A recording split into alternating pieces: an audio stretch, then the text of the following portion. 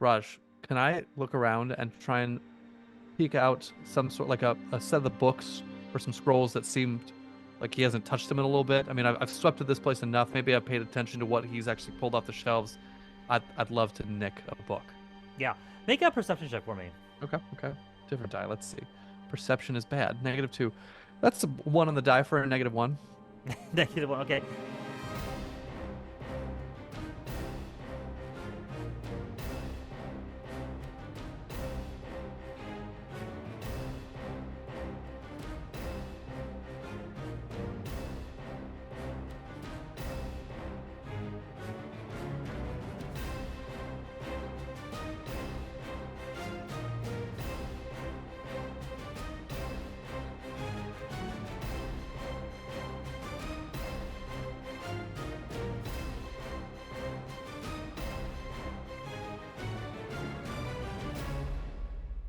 All right, you ready? 5x5. Okay. All right. It's Point of Order, our weekly discussion of the D&D 5e rules, occasionally interrupted by some actual role-playing. This is episode 23, a very special episode, 23 of our campaign, All the Time in the World. We are joined today with Tom, just Tom, who's going to be playing Hror, as usual. But without further ado, let's jump right in. When last we left the Quarry Boys, they were aboard a Cloud Runner, making their way across the Broken Waste after just having battled some Aarakocra pirates, a group known as the Aeolian Reavers. And with Hror slipping into a reverie, we dive into a memory, a distant time, but not so distant a place from which our bugbear friend began his journey. So, Hror, as you sit there at the top of the deck, your mind drifts back to times gone by, and you find yourself thinking back to a time among the warband Chicchoar in the Macraz, the hobgoblin-led band of goblinoids that ruled with an iron fist over a significant region of the Macraz and kind of brought this untamed canyon land under their forceful rule. Untamed Candyland, huh? Yeah. Yes, yeah, exactly. It's good. Let's see. So you find yourself sweeping in typical bugbear fashion, as the hobgoblins have kind of set about the order of things, with them on top in this sort of militaristic rule, with the goblins as sort of like the main kind of servants and sort of the doers of society, and the bugbears kind of acting as the enforcers and occasionally the random sort of cleaner or errand person or whatever have you. And here is where you kind of find yourself in the main sort of fortress of Warband Chicchoar, a massive stone edifice carved along the side of a massive mesa, or a massive pillar, I should say, in the heart of this of the Macraz, this canyon land, in this untamed area, surrounded by various monsters of all kinds.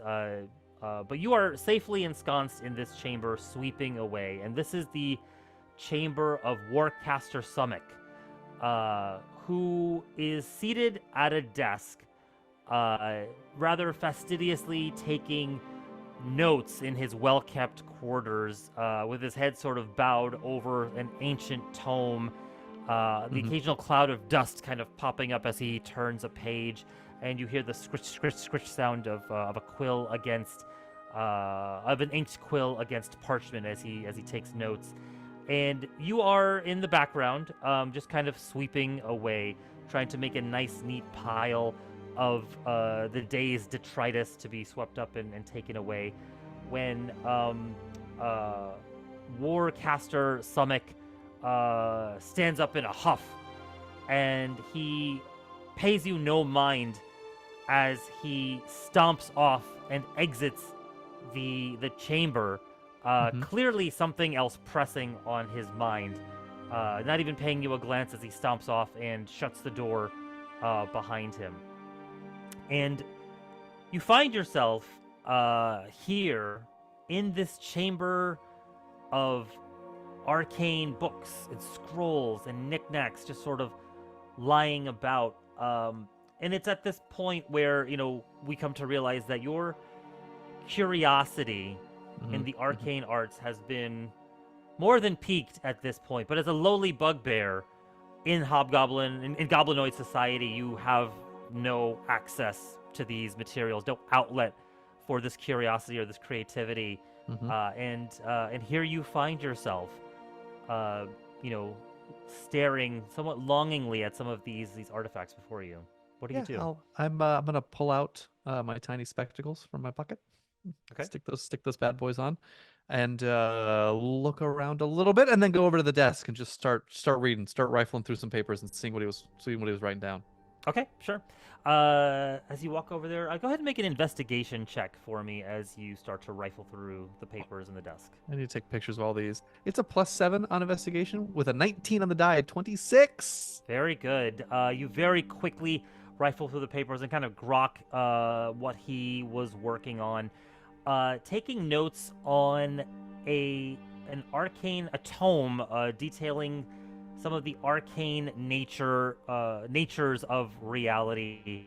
You read about a construct that is unfamiliar to you, known as the Weave, and it's sort of described as the arcane sort of interlacing of arcane power, essentially, throughout the fabric of reality that allows for those with strong enough mental capacity to pull on this weave and shape some of the arcane fibers into what could be manifested as magic, essentially. So it kind of details the theoretical construct and how one might pull at that to manifest magic. I'll look around sheepishly, and then try and grab grab for some weave, see if it happens. Just make an Arcana check for me. Okay, love to. Arcana's good. A +7, 11, 7 or 8. I can do math. 18. 18. You kind of pull, and you for a moment, maybe it's the dust kind of coming into your nose. You feel a sensation for a second as your fingers kind of grasp the air, and you swear there's some sort of almost intangible resistance to the air you're pulling at, but something just doesn't quite connect. Raj, can I look around and try and peek out some sort like a set of the books or some scrolls that seemed like he hasn't touched them in a little bit? I mean, I've swept to this place enough. Maybe I've paid attention to what he's actually pulled off the shelves. I'd love to nick a book. Yeah. Make a perception check for me. Okay. Different die. Let's see. Perception is bad. -2. That's a 1 on the die for a -1. -1. Okay. You are fairly certain that there is a shelf over here, sort of on the far wall, that looks like it has not been touched or occupied in quite some time. And as you kind of walk towards it, you can see there's a thick layer of dust, sort of confirming your suspicion. Perfect. And what you see is like a shelf full of small arcane tomes, ranging in size, but all sort of relatively small, in various colors with leather bindings, some of them inlaid with bronze, some of them sort of like copper-plated covers, and it is quite the array of what looks to be sort of these older texts. I will look for the fanciest, brightest one and take that one off the shelf. Okay, make a perception check for me one more time. Oh, I would love to. Perception -2. It's a 0 after. A 0. All right. You grab one, and it looks to be a small, thin volume of green-bound leather with a copper plate sort of emblazoned in the middle that bears some sort of arcane symbol with which you are not familiar. Go ahead and make an Arcana check for me. Yes, those are better. +7. That's a 6 + 7, 13. 13. difficult to tell what this symbol represents. As you flip it open, you find yourself staring at a series of arcane sigils and runes that, as soon as you start looking at them, you kind of blink twice to make sure you're not just hallucinating, but you see these runes kind of dancing on the page, slowly shifting form and revealing some sort of hidden nature underneath. Is it something I can interpret and try and is it something I interpret as like if I do this right, something will happen, or I just need to figure it out? It looks like you might need to spend a little time. Make an intelligence check for me. Yeah, sure. It's 10. 10. Yeah, just looking at it, kind of with a quick glance, it's going to be difficult for you to interpret it right this moment. And you get a fear starts, seeping into your mind. You're highly motivated and captivated by all this, but there's a sneaking suspicion in the back of your head that what if Warcaster Summit comes back any minute now and could just ruin this moment for you. But it looks like you will need to spend a little bit of time with this tome to figure it out. Oh, it's going in the bag. It's going in my satchel. Okay. Yeah. So as curiosity gets the better of you, you pocket the book. What do you do? Look around. It's well swept. It's well swept. I think I'm gonna go look for my buddy and tell him what I found. Okay.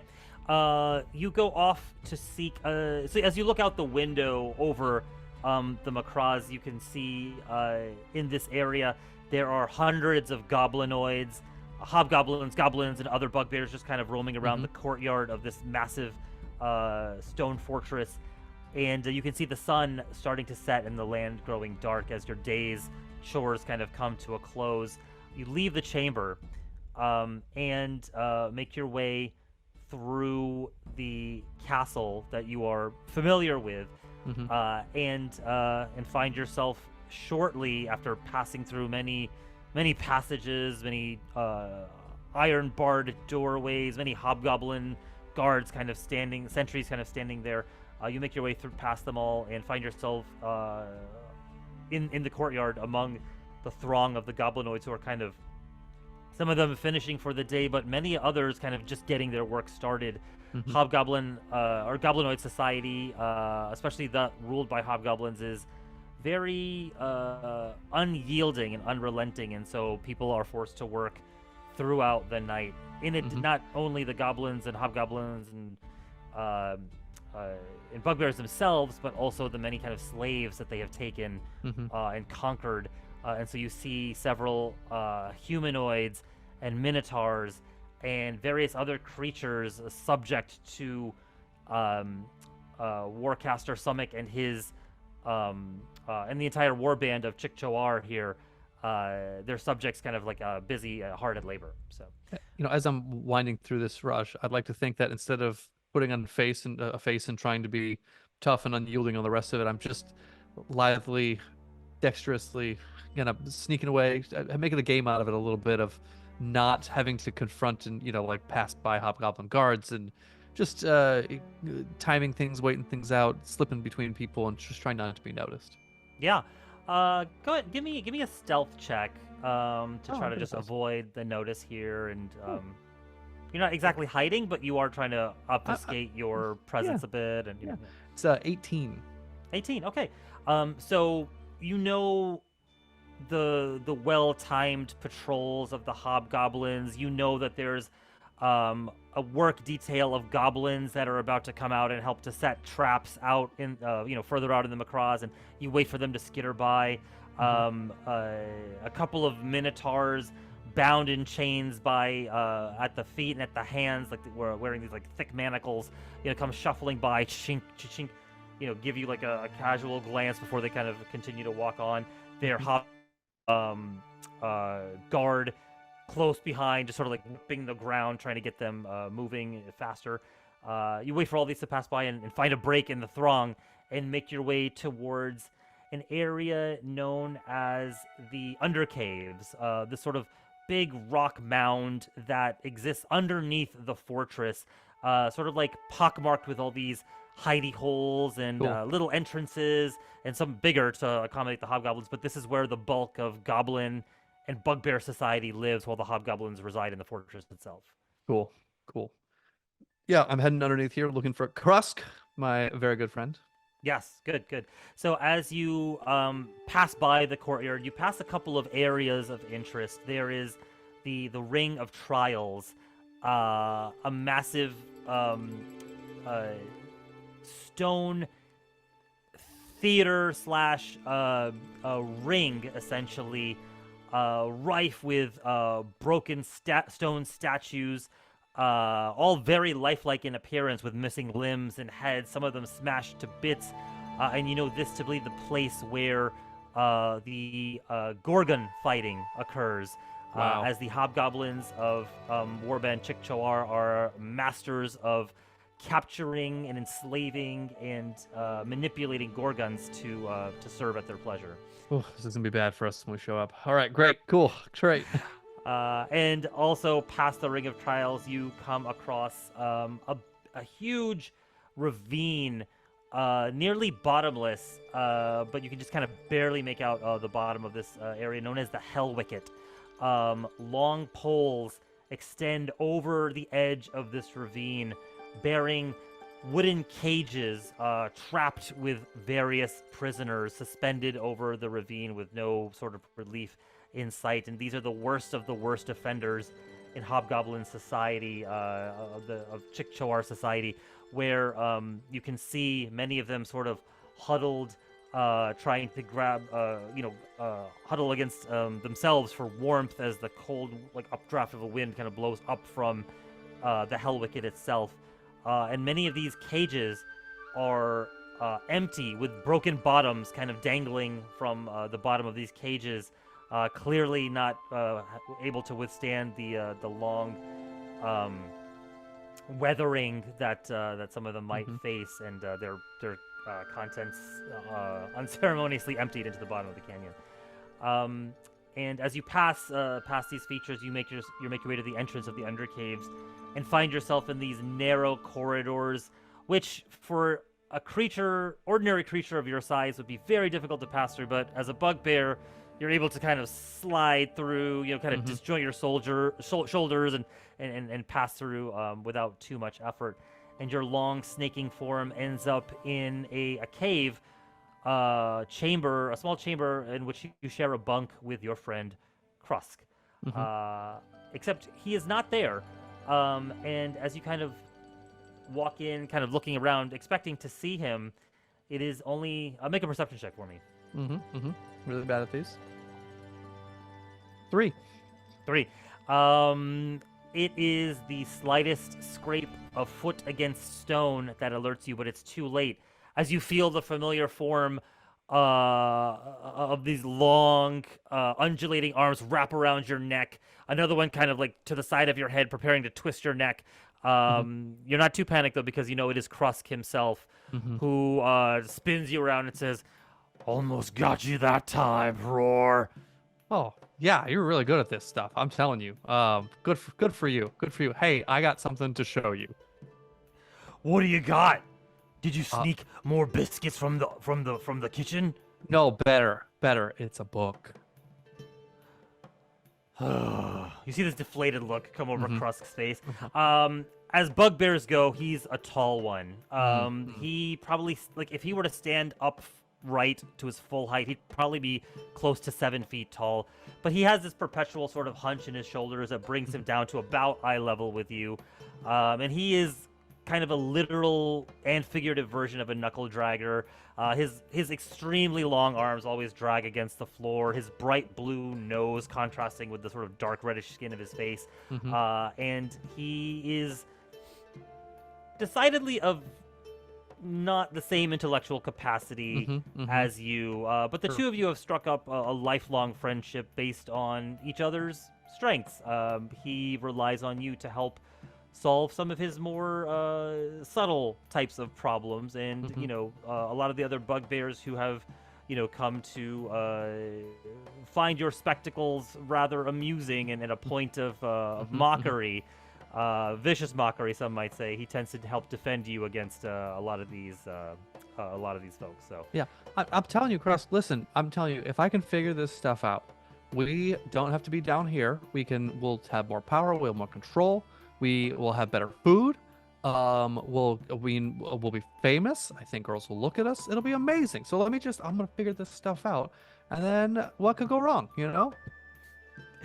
every time you say that, something goes wrong, Hror. I know, but then you punch people in the nose, and I, dazzle around a little bit and sneak away, and then somehow everything is fine. I suppose that's mostly true. Something strikes you mentally, not physically, in the back of your mind.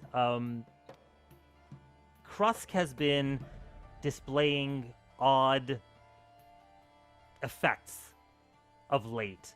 You know him, the sort of person to go into these terrible temper tantrums, sure. these rages, essentially, that while give him great strength, tend to make him uncontrollable at times. But you've noticed there have been certain times where he's gone into these rages where he's just had like these sort of inexplicable, sort of, one might say, magical occurrences happening every time he's done this recently. And it's been an exercise for you to kind of help him maintain his temper so he doesn't inadvertently reveal himself to the rest of the Chickasaw society. A non-hobgoblin bearing any kind of arcane prowess would be that would be anathema to the societal laws. And so you think to this book that you just stole, and you wonder, is there a way maybe to help him with this? Oh, yeah. Oh, this is a great idea. Hey, bud, you got something to keep yourself occupied for a little bit? Like a little punch in the wall, like you're doing the 1-inch punch? I know you're trying to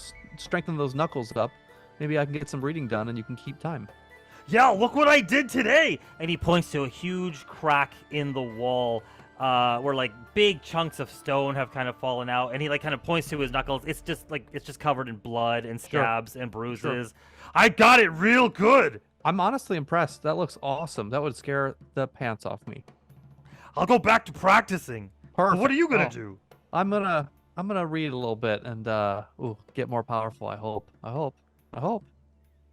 You know you're not supposed to be reading. Bad for bugbears to read. That's so dumb. But why? Can you tell me why? Hobgoblins say that. Yeah, that's not good enough. I need cause and effect. You know what? I'll explain that concept later. I don't know who your cousin Effect is, but we better close the door here. And he takes the curtain, like it's just a thin curtain with more holes in it than any, kind of cover it would actually offer. It kind of slides it closed. And he's kind of like looking through the holes of the curtain to make sure nobody's watching. It's like, oh, you're gonna get us in trouble one of these days, Hror. He goes back to the wall. I'll just nod my head and bury myself in this book. Okay. As you start to read, I need you to make an Arcana check for me. Don't mess with me. +7. Good. 16 on the die. 23. Okay. Very good. As you pore over the magical runes and symbols that dance on these yellowed parchment pages, they start to come alive and almost look as if there are multiple layers to them that kind of extend out in a third dimension towards you. You can see one layer of writing, below it another layer of writing, completely different, and a third still remaining on the page. And they kind of like orient themselves so that you can see all three at the same time, at the appropriate level of depth perception. And suddenly they combine once more into a single line that starts to make sense to you. And you see that there is a certain hand gesture that is described, and another one with your other hand, and you can see that there's a description of a tear in this weave, something you wouldn't have been able to understand or interpret had you not read that other document describing what the weave actually is, and how pulling at the threads of the tear that you've made in the weave in the fabric of reality allows you to pull on this weave and fashion it into what looks to be some sort of, is it Is it fire? Looks like Ooh. you can bring fire out of practically nothing. Oh, just immediately, as much as I grab for it and try to release it. Okay, make an Arcana check for me. Roll well. Come on. 14 on the die. 21. 21. You go through the gestures, and at first you're like, this seems kind of weird. You're kind of looking around. You're looking at Krusk to see if he's to make sure he's not going to look at you and make fun of you because you're just moving your hands in a weird motion. But then all of a sudden, your fingers start to feel the fabric itself getting torn, and your eyes grow wide as they sort of unconsciously start to move by themselves, and you start pulling on these fibers, and you can see now in your hand sparks start to form, and as you swirl it around, a burst of flame erupts in your hand. It's taken you kind of look around in shock as it's dark at this point. You've been spending hours at this, and Krusk just kind of turns around. It's like, oh, what is that?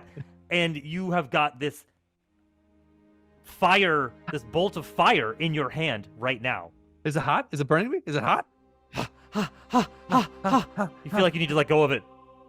I'll put it in the mouth. All right. Go ahead and roll a d20 for me. I'm using my fire die. Okay.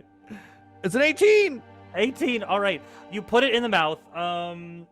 I'll say you take 3 points of fire damage as your lips are kind of burned. The bolt sort of erupts around your face, and you can see that you can tell by Krusk's expression that some of your skin must be kind of blackened and charred at this point, and your hair is kind of like standing on end. But he looks at you as like smoke kind of trails from your mouth. He's like, Hror, what did you just do? Oh man, you saw that. I did that.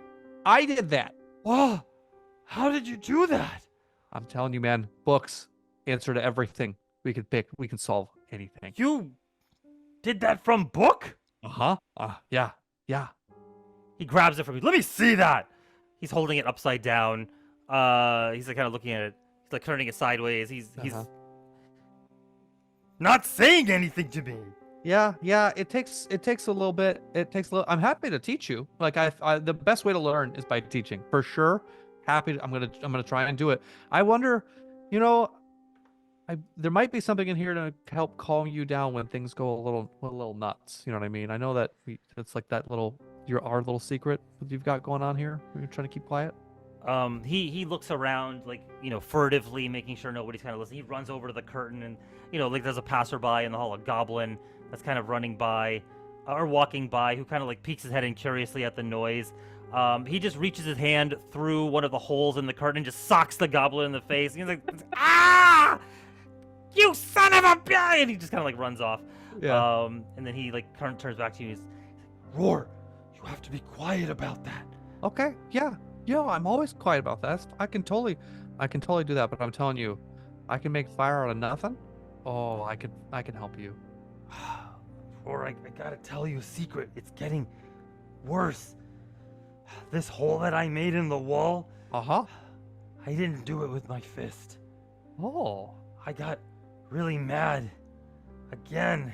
And this bolt of light came out of my chest, and it shot at the wall and created this big, huge hole. I don't know how much longer I can control this, Hror. Oh. Cool. So cool, but oh my God, together, I feel like we're gonna be able to handle anything, It's you and me forever, right? Oh yeah, forever. I mean, come on, we've been through like so much together. I mean, yeah. What could go? I mean, like, listen. I don't really have any other friends, and I'm not going anywhere. You are Krusk's only friend too. That probably speaks poorly about other people, not us, though. Not us. Yeah. Other people suck. Yeah. Well, yeah. Actually, it's pretty brutal around here. Have you ever noticed that? It's not great. I feel like manners could go a long way. Manners. What are manners? I read about it in a book. We'll talk. We'll talk. It's fine. You read too much. Mm-hmm. Mm-hmm. Well, listen, you just keep a lid on that light through the chest, and I'm gonna keep reading. Uh, okay. Tomorrow, Krusk have idea. Tomorrow, you and me, Uh-huh. we on hunting duty. Uh-huh. Yeah. We can go out, and maybe you practice your stuff, and maybe you work on helping me out where no one can see us. Okay. Oh, that's a great idea. Oh, yeah. I might be a little tired because I'm definitely gonna stay up all night and read. My eyes are like going, okay, great, but oh, let's do that. Let's absolutely do that. Okay. Oh, great idea. Patting you on the shoulder as if like he's like, you have a great idea there. Uh-huh. Yeah. Yeah, man, I really like hanging out with you. It's good for the ego. Okay. Uh-huh. Okay. You're so smart. He goes over to his cot and just kind of lies down, pulling a threadbare blanket over him. Mhm. Night, Hror. Hey. Good night, bud. Good night, Cross. Yeah. Yeah. And I'm gonna try and open the weave again and pull some fire out. Okay, all right. Go ahead and make another Arcana check for me. We'll say this is more representative of like how the rest of the evening kind of transpires for you. It's good. It's 15 on the die for a 22. All right. Okay. So, you spend hours into the wee hours of the night practicing this over and over again, and with great control, you are able to bring the bolt of fire back into reality once more, and this time controlling it for more than just a hot second, as you kind of you know, hot potatoing it like the first time, but now you can kind of hold the control. You realize as a projectile that this could serve as a projectile. Yeah. And you try a series of other spells essentially that are detailed in the book, and you find yourself kind of slowly mastering, might be a strong word, but at least getting the hang of bringing these things into being. Sure. I imagine I'll start copying it into like my actual notebook, right? I mean, like taking my notes. This is my experiments, and yeah, the rest of it. Yeah. So you start writing down in your journal about your trials and experiments with each of the things. Like, you know, does a change in a hand gesture result in a more powerful flame, or you know, can you invest more of your inner power in some of the workings of this? But as you try to transcribe the magical writing itself, it's cool. It just does not work. Yeah. You can only it only exists on this, and you feel like there is something about the mundane nature of the paper and the quill that you have that just doesn't lend itself to working here. Oh, neat. Oh, that's so cool. All right, I'll pass out eventually. Okay, all right. So deep into the night, you finally rest, and you are a smoking ruin of a bugbear at this point. You have patches of bald skin all over you from some of your your experimental misfires. But you go to bed happy, satisfied, and just brimming with excitement at what the day is going to bring for you as you retire for the evening. Cool. All right. The rest of the night passes uneventfully, except for Krusk's horrific snoring, which is broken as the light of dawn starts to stream through the undercaves, and you can hear not really the light of dawn, but the torchlight from like sort of like goblin servants that are kind of marching like through. Yeah, exactly. Kind of like banging on pots and pans, alerting everyone to wake up. And one of them sticks their head in your room, and it's like, "Get up, you lazy bugbears!" And dumps like a pot of stew. Like I'll in throw the my middle. book at him. Yeah. Okay, yeah, yeah. He ducks out of the way just in time, like floomps against the curtain and just like slides down to the ground. And the goblin is off. But you find yourself awake and stirring, and Krusk is there, already at the bowl of stew, just like eating, his normal 2/3 of it and leaving a third of it for you. Yeah, I'll sit down cross-legged, finish the rest of it, and just okay. Can't wait to get outside. We should get outside. Let's go early. Let's make it happen.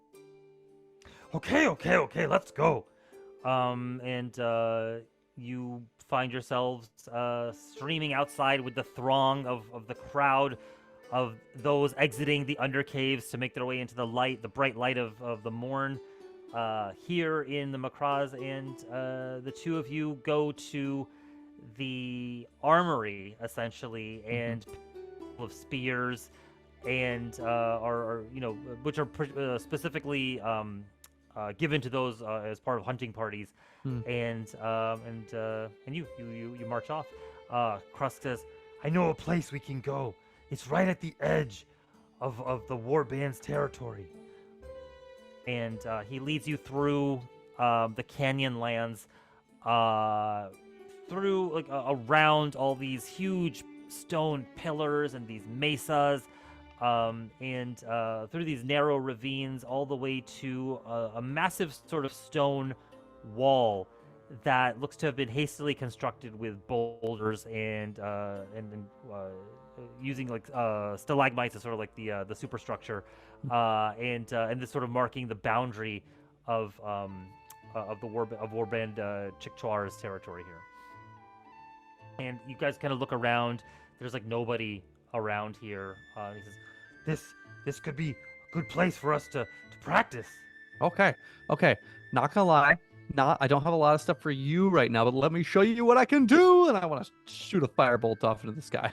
Okay. You fire a firebolt off into the sky. It just rockets up into the air and just kind of explodes with a burst of sparks and flames a good 100 or so feet above you. And he's like kind of covering his head as it explodes. Like, "Whoa, that was crazy. What else can you do?" Yeah. What else can I do, Raj? I think for mechanical purposes, you're still whatever level you are when we left, and it's kind of difficult to kind of roll back the character. But I'll say you have kind of whatever spells you had at your disposal back then. Okay, cool. Oh man, well in that case, I'm gonna look at him. Oh, I'm so happy about this. Oh, wave my hands around a little bit. Start singing to myself a little bit. I don't really have a song just yet, just kind of humming. Okay. Clap them together and say "Haba!" and 1, 2, 3 mirror images will pop out next to me. Aha, okay. A series of dancing Hrors alight on the stone ground next to you, each one mimicking your movement sort of perfectly. And I'll just kind of circle around him so he doesn't know who is the right one. And I'll go, "Hit me. No, try and hit me. No, seriously, try and hit me." Okay. He takes a wild swing. I'll make an attack roll for him. Okay. This is making on our right technically. Hit me. Oh, that's a natural 1. So he basically rather somewhat befuddled by the multiple images, and he just kind of swings and misses all 3 of them. Yeah. Oh man, come on. I know you're better than this. Come on, make it happen. Oh, okay. He takes a second attack. That is a 22 to hit, actually. Nice. And I roll an 18 on the die, which means he hits one of the mirrored images. Okay, so kind of confused as to which one you are. He takes a swing towards your face, and boop, like with a pop, the image just disappears, and the rest of your still it's like, "Whoa, that is cool." I know, right? And that's all. That's great. It's just good to. Do me now. Oh, I can't. What can I do to you? I'll reach over and boop him on the nose and cast light. Okay. Awesome. So a bright sphere of light suddenly appears in front of his face, like, "Ah!" And he's kind of like stepping back, trying to get away from it, but it's like it's stuck to his nose, and he's like, "Yeah. I can't see, Hror!" Oh, sorry. I'll snap it down. Okay. He kind of looks around. He's like, "Whoa, you are magical." I know. What would do? We could do so much. What do you want to do? That's the thing. What's your biggest desire? I can make it happen. Probably, maybe. He kind of looks out over this low stone wall, and just sort of you see his gaze sort of lingering out over the this wide sort of ravine that leads sort of east out of the Macraz, and he kind of looks back at you and kind of shakes his head. Let's maybe we can use to trick the cook into giving us more food. Uh-huh. Or interesting. Yeah. You know what? I could probably figure something out with that. I can light his I wonder if I could light his stuff on fire. Oh, yeah, I can make a fire and it will distract him and then we'll take his food. How about that? Oh, that's a really good idea. I like it. I just want to burn some more stuff. Let's be honest. I think you're a little bit too obsessed with the fire part of this. Maybe you Oh, should learn some other tricks. it's so cool though. Oh, it's so fun though.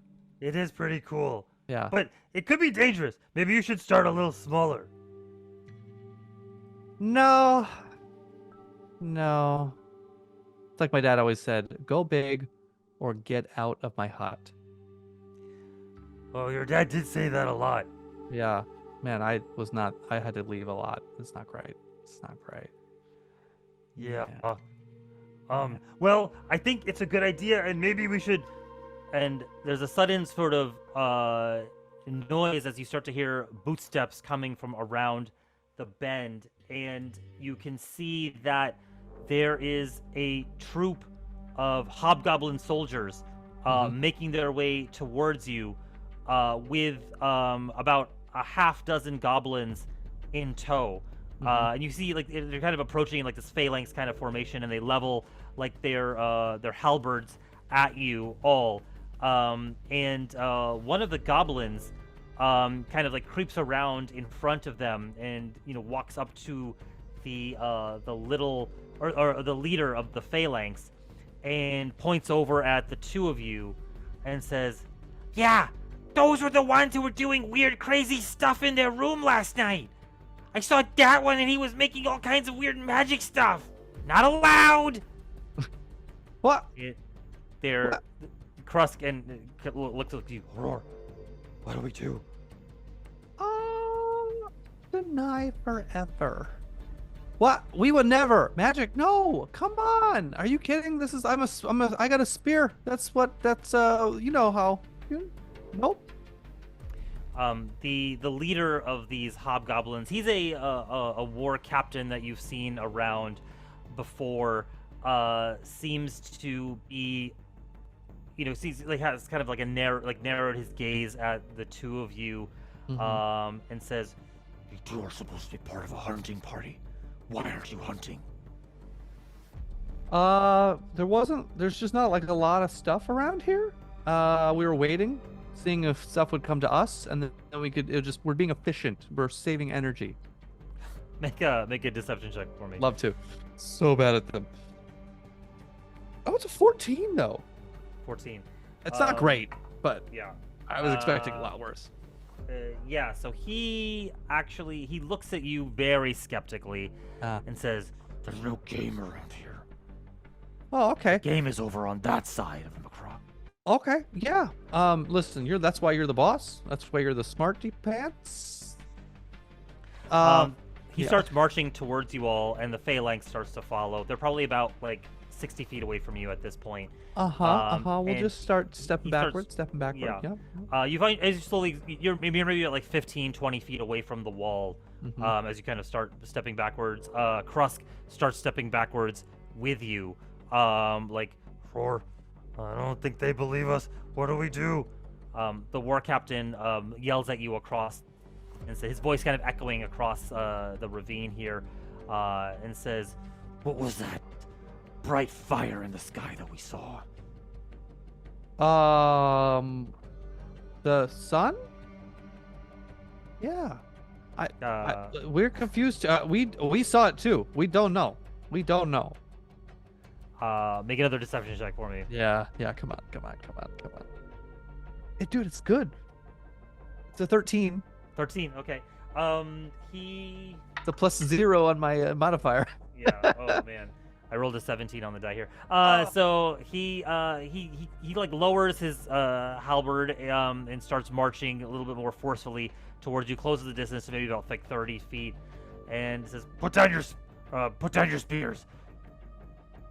I'll look at Krusk and. Okay, yeah. I'll throw down my spear. Krusk kind of like, he has this panicked kind of look on his face at this point as he kind of looks at the approaching phalanx with like the goblin soldiers kind of following in sort of a more unruly kind of mass behind them, and he looks at you with this sort of panicked expression on his face. Then he looks kind of behind at the low stone wall, Yeah. and he looks at you again, and he says, "Hror, I think they're gonna hurt you." Oh, hey, bud. I'm Hey, getting, bud. Yeah. I'm getting really angry. Oh, it's I just- okay. No. They're not. Yeah. They This would is never. not Well, they good. would hurt us. They would hurt us, but it's okay. It's okay, bud. Listen. Yeah. What do you say? What do you say? Go ahead. Oh, I say, you know what? Just breathing exercises. We'll go home. I'll read you a nice story. We'll calm. We'll be just fine. Okay. Make a persuasion check for me. 0. It's an 11. 11. Oh, this is All really right. good. So as you start like kind of trying to calm Krusk down, his breathing starts to get deeper, and with every breath comes like this. Oh boy, I'm gonna look at these guys and go, "You probably don't want to be here for this. You probably don't want to be here for this. It's not good. It's not good." Okay. At this point, the phalanx is about like 20 feet away, and the war captain goes, "I said, put down your spears." But you can see that Krusk has a white-knuckled grasp on his, and his eyes go white, essentially. Like his pupils just like roll up into the back of the skull, and you have seen this before. Roll a d8 for me. Oh, I'd love to. As this happens, I want to look at them, just kind of, head turned toward him, eyes flick over, and say, "You boys chose violence. That is the way that we live." A 4 on the D8. 4 on the D. All right. So as you watch as Krusk just like you see like he's got drool kind of dripping from his maw. His blue nose is like kind of flaring, almost like a purplish color now. As he kind of turns his gaze towards them, you can see that there's this magic sort of energy that's kind of like welling up in his chest, shining from underneath his simple leather trappings, and it seems to be coursing up his shoulders and down his arms, and infusing the long spear that he has in his hand as like these magical sparks start to trail up the haft and towards the blade of the spear, and it starts glowing with this vibrant purplish light, reflecting like the anger that's kind of like from his flaring nose. Okay, bud. Yeah. Okay, bud. Use it. Yeah. He takes a few long leaps towards the phalanx and hurls the spear with all force at the war captain. Oh, yes. And that is a hit for sure. The war captain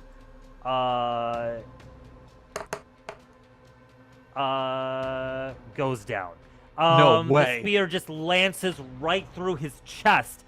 Yeah. And the body just sort of stays at an angle as the spear hits the ground and is just suspended there in air as this kind of shocked expression comes over his face.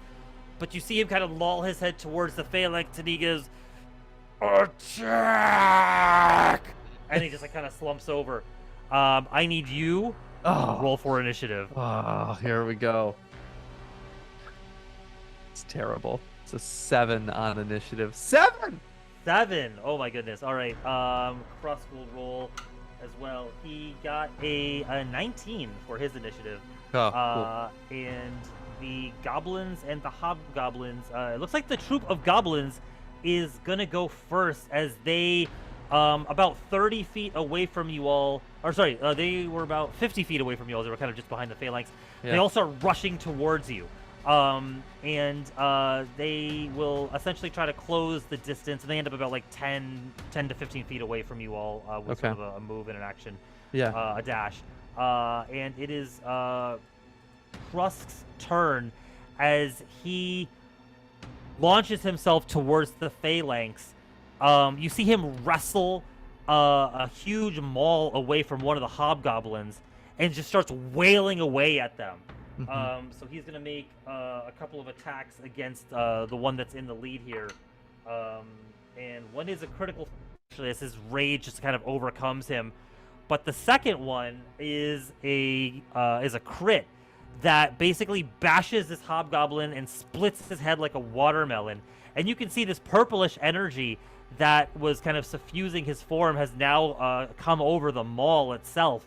And as he kind of splits the head of this creature, it just explodes in a burst of bone shards and brain that scatter everywhere. And he's just tearing into the ranks of these hobgoblins. I told you, you chose violence. My turn. Yeah, it's your turn. I'm just gonna reach deep inside myself and go, okay. Let's see what I can do. And I will, instead of fire coming out of my hands, I will bonus action use Ashalardon's Stride, which adds 20 feet of movement to my speed. Okay. I don't take opportunity attacks, so I've got 50 feet of movement right now, and any creature that I pass within 5 feet of takes a d6 of fire damage. And I kind of want to road runner around, not around Krusk, but basically pass by as many of these guys as I can and almost end up back where I started. Yeah, amazing. Just a line of fire on the ground. Okay, Just so like this. Ha! Ha! Yeah. Oh, and feet on fire and run. Amazing. All right, do you have, is there a dexterity save to this, or is just the damage is dealt, or how does this work? I've never gotten to use this, and it's amazing. It's a bonus action. It just takes 1d6 damage from my trail of heat. That's it. Okay, just takes the damage. All right, yeah, that sounds good. So, taking a photo because I like it so much. It's 6 points damage. It's literally all of them that got within 5 feet of me. Amazing. All right, so as you go through the throes of spell casting, this one is a quick one, just like a few quick arm movements and a command word, and your feet do just like light up on fire, and you kind of like you're hot stepping, like trying to like pat out the flames to keep from burning. You realize the only way to stop yourself from burning is to just jet, and so you leave this trail of fire behind you. You're like, ah! You're like screaming with this this wave of fire, kind of like moving behind you, Hror-shaped silhouette of fire. And you, with 50 feet of move, I will say that you can get through. I'll say it'll take you about 20 feet to get there. You have another, you can get like another like. Let's roll a die here. Yeah. Oh yeah, you can get 8 more of them. Okay. And so yeah, you do 6 points of damage to 8 more of them as they are all just kind of like, some of them drop their weapons and clutch their faces in agony. Some of them are like trying to pat out the flames, but the fire, like the wake of fire that you leave behind, just like immolates like a good portion of them. They're all still standing, but they're all very badly wounded. So as I return to my spot, I want to take a look at the one that Krusk is probably going for next. Yeah. Look at him and go, "It's okay, bud. I got this one." And with my action, cast Firebolt. Oh, nice. Okay. So this time the fire is leading you instead of trailing behind you as you cast the firebolt at the end. So go ahead and make an attack roll. Oh, it's a 9 out of 6. Good. 9 plus 7. 16? 16 hits, yeah. Okay, great. Then roll high. 2 and a 9. 11 points of fire damage. 11 points of fire damage. The so this one hobgoblin was not affected by your Ashalardon's Stride, but he was sort of facing Krusk, this massive bugbear, and was kind of had shield up at the ready, like longsword pointed at him. But the flaming bolt just sears past the defenses and like erupts in his face, and he just falls down to the ground dead. Krusk kind of looks back at you, like rage still seething in his eyes, but he kind of nods at you and moves on to attack the next one. I want to give him some thumbs up that are both still on fire. Yeah, awesome. Yeah, it's like they're kind of flaming from your heads. All right, so as you do that, another cries of alarm go out from the hobgoblins, and you can hear there are cries of alarm kind of ringing all the way down the line, and you can hear like movement coming from way far out from behind, like one of the behind one of these pillars of rock. And you can hear that the alarm has been sounded. These hobgoblins all move in to strike at Krusk. Half of them move in to strike at Krusk, and the other half will march towards you. Yeah. And so I'll say for you, or let's say for Krusk first, since they're all adjacent to him. I'm gonna make 4 attack rolls here. Okay. That is 2 hits and 2 misses. As longswords come and strike at him, and he takes some damage here. Probably roll some dice to see what the damage is. There we go. Moderate damage. But he seems to be not even affected yeah. by it, as like the blades just kind of like cut through, and he seems to not even notice. And the other hobgoblins start to move towards you, and so only 4 attacks against you as they start to surround you. Is Asherdallen Stride a concentration spell? Yes, it is. Okay, so then your mirror image would have gone away at this point. Oh, yes, yeah. Yeah. Mirror image lasts a minute, so yeah. Okay, yeah. Cool. Yeah. All right, so that is oh wow, so that's really low. So that's a oh man, so the highest one is a 16. So, reflexively, so I will dodge. So 16 comes in and reflexively throw up a shield. Oh, okay. Reach inside and go, nope. Yeah. So this is sort of like this spell that you read in the book last night was sort of almost like a footnote, like a very short kind of like oh, by the way, thing. you can also do this. Yeah, exactly. And you're like, oh, okay, that's kind of cool. Before you moved on to like, where's the next fire spell? But you instantly kind of recall that this is a possibility for you, and this blue translucent shield just like appears in front of you, blocking that strike, and giving you a firm sort of protective barrier around you for the next few seconds. Yeah. And you were just like looking at yourself, and I was like, did I just do that? Oh, I'm so powerful! Cross, this is something we're going to be unstoppable. Amazing. And it is now the goblins' turn as they make their way and they surround Krusk. And I'm gonna roll. There's a lot of goblins, so I'm just gonna roll some dice and take some average here. Yeah. And that one's cocked. Yeah. So we'll say that he eats a few more slices from these creatures as they swarm around him and start nipping at his heels and like kind of stabbing and running away. They're sneaky little creatures and kind of like move in to stab and then just like kind of run away before he has a chance to swipe at them. So they're incredibly dexterous, but he manages to.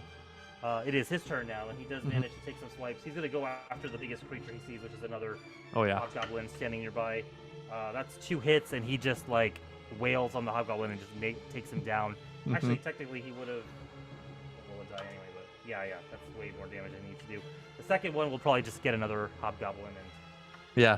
So he takes out 2 of them with like 2 quick strikes, boom, boom, and like you can see the magic kind of coursing through this weapon of his. And it's your turn now. Yeah, and I'm like, Crest, I can actually help in this fight. Like, you're doing great, it's great, but like, watch this. And I still have, how do you say it?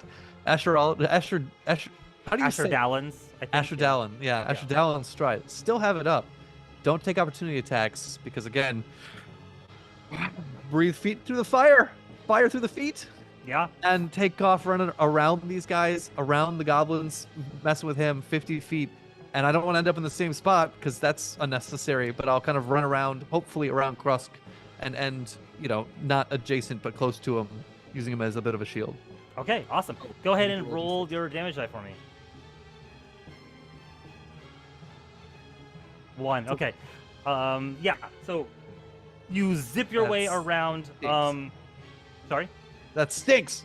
That stinks. But you do manage to take out a few of the goblins and the hobgoblins as you kind of zip around. They were just unprepared for like this wake of fire that you're kind of leaving behind you as you zip through their ranks without taking any opportunity attacks, and a couple more of them fall dead.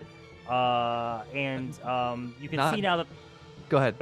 Oh, say I can still have an action here. Yeah, go for it. So again, as I run, it's almost like I feels like I'm building static electricity, but fire electricity. You know what I mean? Sure. Yeah. Run. Pause at the end, and then shoot a firebolt. Again, the biggest, scariest looking one that's left. All right, go for it. Make your attack roll. All right. Oh, it's a natural 20. Yes. Oh, amazing.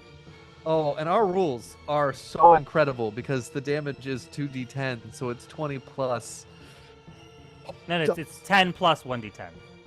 10. At a level 5, it's a 2d10. Oh, you're right. Sorry. Yes, it's 2. So yeah, so 20 plus 2d10. Yeah. And there are 2 6s on the die for 32 points of fire damage. I mean, it didn't matter with the crit. So yeah. So one of the feels creatures good still.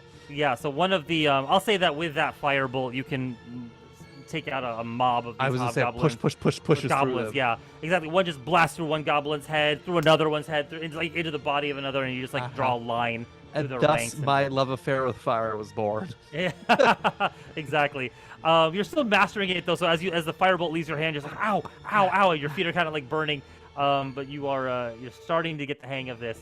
And the hobgoblins all start to move and press in for the attack. But you see another mob of them sort of come around the bend, and they seem to be in a protective formation around another figure that you can't see through their ranks. I need you to make a wisdom saving throw for me, please.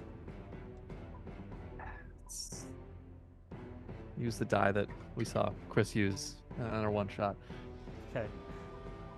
Oh, it's a 17 on the die. An 18 is my wisdom saving throw. Yeah, it's a +1 on wisdom.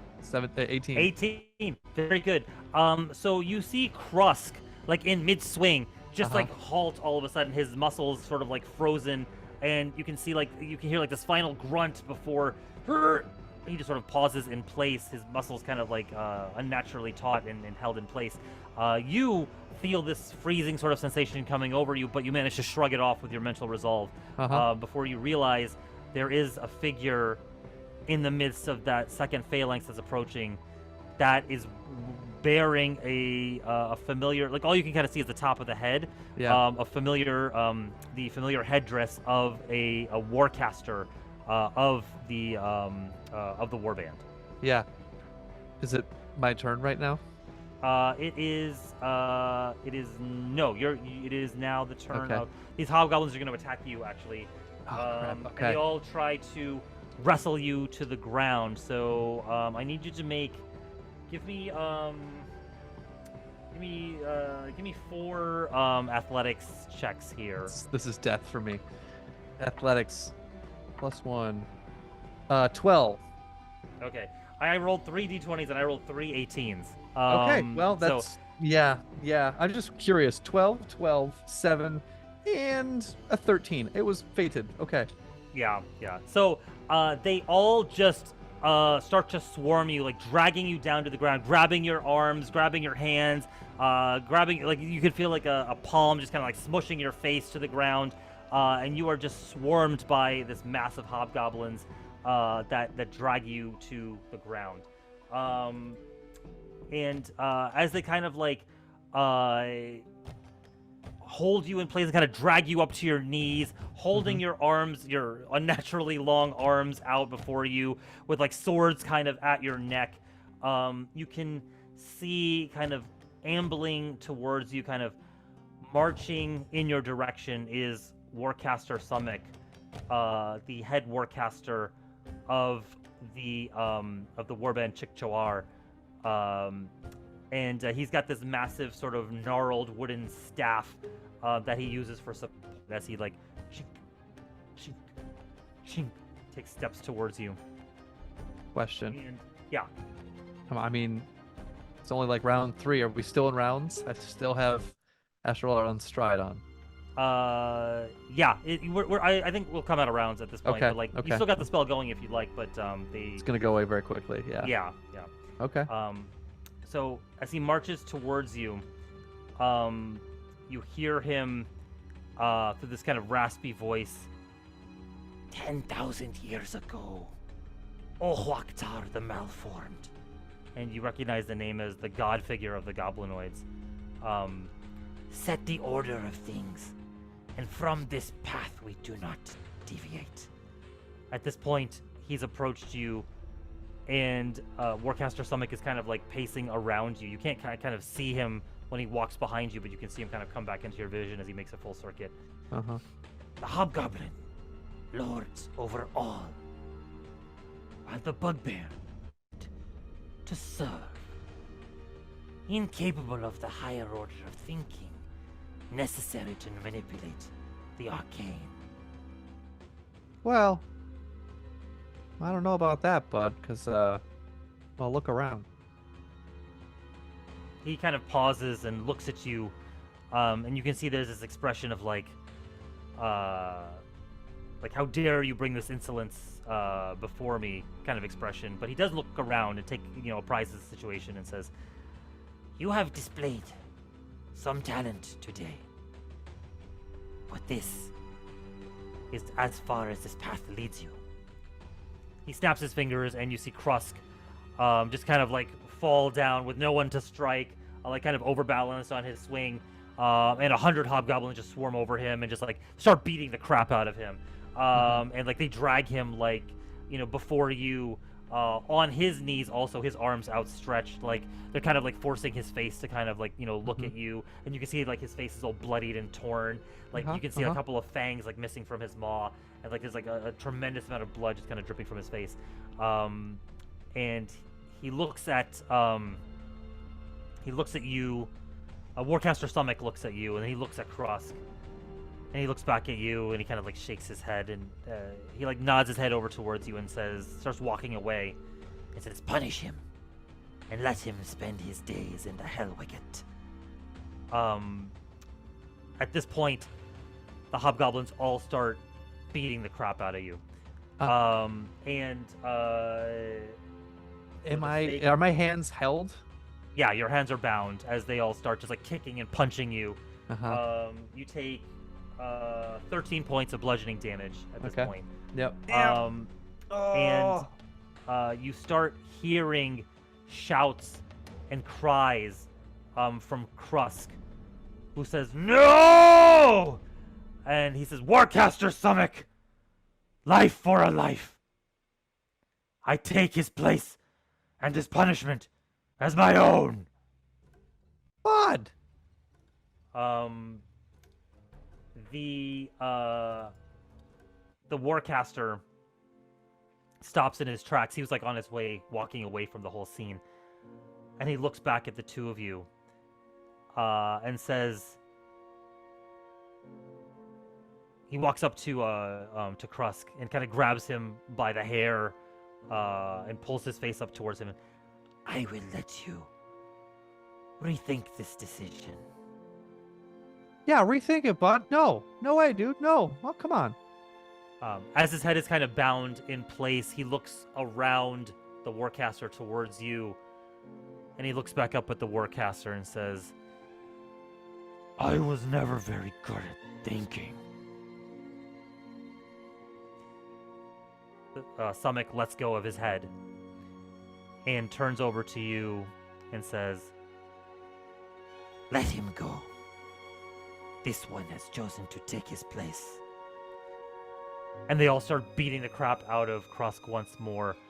Mr. Stomach walks up to you with a troop of hobgoblin guards kind of like forming a crescent around him, and says, "Very well.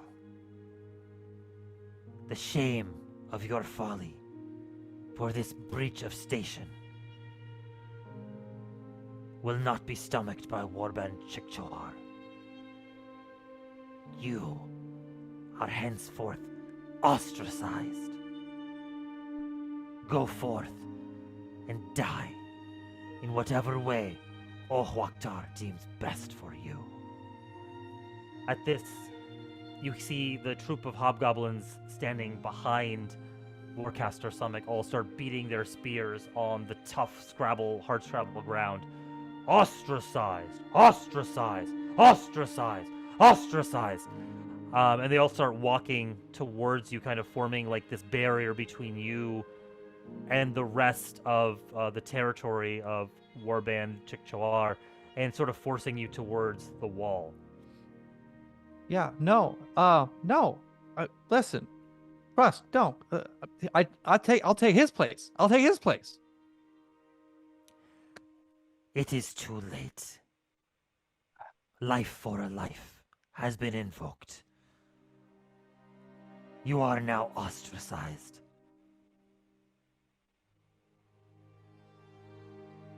Listen up.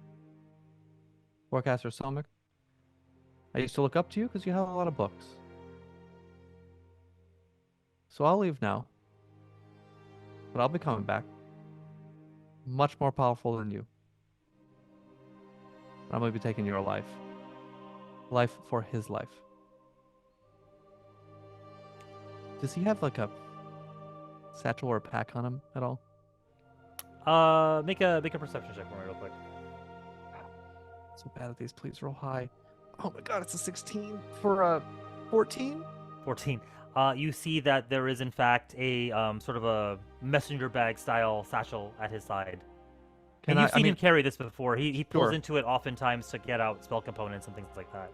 Yeah. Can I kind of? I mean, like, you know, he's walking up to me, pushing me back, but can I get at least close enough to him to start to, you know, get up in his face a little bit and let him know, oh, I'm coming back, and I absolutely want to reach in the satchel. Okay. Yeah. So as you kind of walk up to him, like eye to eye with him, go ahead and make a sleight of hand check for me. I'm good at these. Oh, it's 11 on the dice. 16. 16. Your hand slips under the flap of the satchel, as you've caught him with your impertinent gaze. And inside you find a scroll tube. The familiar sort of you've arranged many of these in his chamber before as like sort of his like personal cleaner, and you find your hand sort of clasps the cold metal of a scroll tube inside the satchel. Can I grab that? And I mean, on the way out, I'm hoping that I can like drag a nail on some of the pouches that I know he keeps in there, hoping to find a little bit of bat guano and sulfur. Okay. Like as I pull out of it. Go ahead and make an Arcana check for me to see if you can kind of feel around for it it's 13. I think you're familiar enough with the ingredients such that you can find a little bit of it as you're kind of pulling some of it out. Yeah, as you pull your hand out. Great. I'll take it. Hands behind the back. I mean, like, you know, like one hand up, one hand kind of hiding what I got here, tucking the scroll in my belt loop. Backing up to the drop behind me. Looking around. I don't know if Kruska's still awake.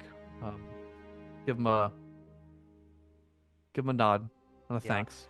At this point, he is sort of beaten and bedraggled on the floor, like his like he's kind of lying down, face down, like he's kind of turning a cheek, on his cheek. He kind of turns his gaze up towards you. He kind of like seals his expression and like quick nod at you before he's kind of like roughed up and like pulled up again to his feet and kind of dragged off towards back towards the war camp. Okay. I'll take a look behind me. Take a look at these guys. And say, Krusk, no hell wicket for you. Slap my hands together, like to cast Fireball in that area, just kind of around everyone and book it off this, ledge. Okay. I'm going for a firebolt. I'm really trying to put him out of his misery because I don't want him to sit there for weeks and then fall and die. And I think in my anger and grief, something bigger comes out. Yeah. Okay. Make an Arcana check for me real quick. As you do this, go ahead. +7. It's an 18 on the die, dude. 25. Amazing. Okay. So as you do this, I gotta set up my camera next time. You stand up sort of like on this this makeshift barrier between the lands of Chicchoar and beyond, into the wilds of the Macraws, and sort of as a last sort of fleeting gesture, you go through the motions. You've never even done this before. You're not even sure if this is gonna work, but with the ingredients in hand that kind of dissolve, you've put forward, you kind of roll it in your hand. You kind of lick it and then just flick it forward, right? And this bead of fire sails out and explodes in the midst of the warband, and you can see Warcaster Summik, like at the last second, realize what it is you're trying to do.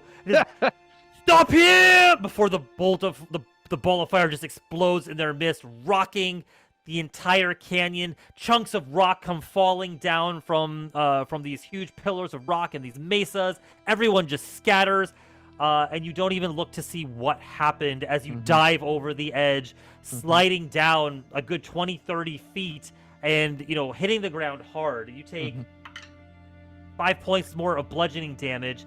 Your clothes are scraped up, you're battered, you're bruised. Rocks are tumbling down this sort of slight decline from the motion of the explosion of the fireball, and you start running. You start running and running and running deep into the Macraws, Behind you, after many twists and turns through these ravines, you see nothing but this huge pillar of black smoke still wafting into the air and blowing away in the wind, losing its shape, losing its form, to be scattered across the broken waste. And that is where we'll end tonight's session, which revealed a little bit about the backstory of Hror Embermane. Oh, man, I just met him and I miss him already. Rusk! Who doesn't love a loyal friend? Damn. Yeah, a rare find among the goblinoid warbands of the Macross, to be sure. Thanks, Raj. Oh, thank you. And thanks everyone for watching this very special episode of All the Time in the World. We'll be back next week with a fuller cast and continuing with our story. So thanks for watching. Good night.